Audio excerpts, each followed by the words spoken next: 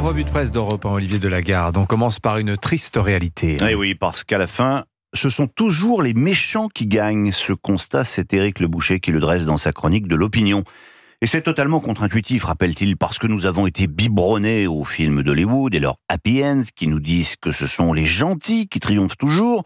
Seulement, le monde de l'entreprise, c'est pas du cinéma. Et en Californie, d'où partent les tendances, on commence à s'en rendre compte. La période du management babacool et participatif, eh bien, c'est fini. Le mois dernier, le fondateur d'Airbnb a tristement résumé les choses.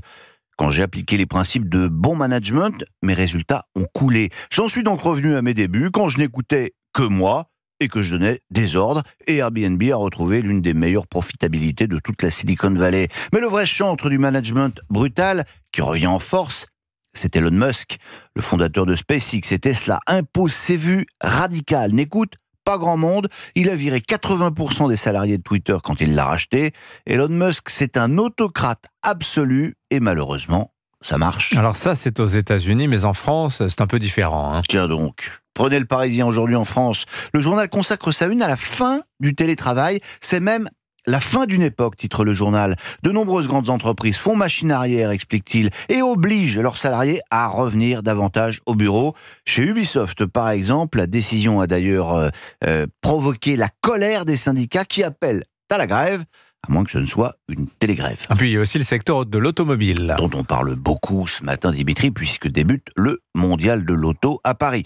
Alors les amateurs de belles carrosseries et d'habitacles spacieux et confortables ne louperont pas le cahier spécial de 12 pages dans l'équipe ce matin, mais pour une conduite plus nerveuse et même énervée, c'est dans les Échos que ça se passe. Ne loupez pas l'interview de Carlos Tavares. Lui aussi, c'est un dur. Et même s'il jure le contraire, on sent bien que l'annonce de sa mise à la retraite dans 15 mois a du mal à passer.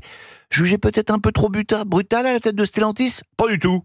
Le narratif sur Tavares, le cost-killer, est mal intentionné, répond-il.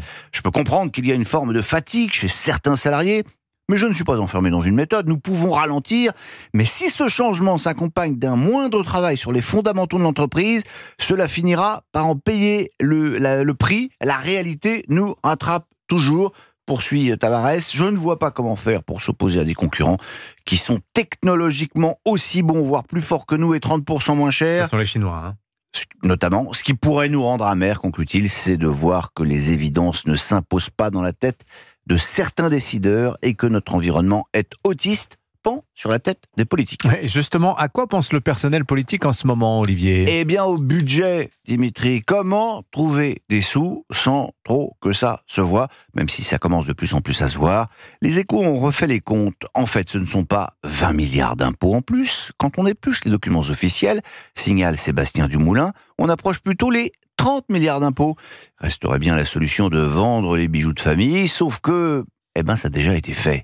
Formidable papier dans le Figaro, signé Élodie Baird, qui raconte comment, en 1887, la jeune Troisième République décide de vendre les joyaux de la couronne de France. Enfin, ceux qui n'ont pas été volés au moment de la Révolution. Ce sont moins des considérations financières que politiques qui président alors. Il s'agit d'abattre toute volonté de retour à la monarchie et c'est la maison Tiffany à New York qui va rafler la mise. Une centaine de bijoux qui sont immédiatement transformés et revendus à de riches Américains. Peut-être un peu trop rapidement, regrette le joaillier, mais presque 140 ans plus tard, certains de ces trésors réapparaissent et petit à petit, Tiffany reconstitue un petit trésor et recolle les morceaux d'une histoire extraordinaire, celle des bijoux des rois et reines de France, preuve que parfois aussi, il y a des histoires qui se terminent bien. Merci Olivier Delagarde. La revue de presse d'Europe 1, c'est avec vous tous les matins. Toujours un bonheur.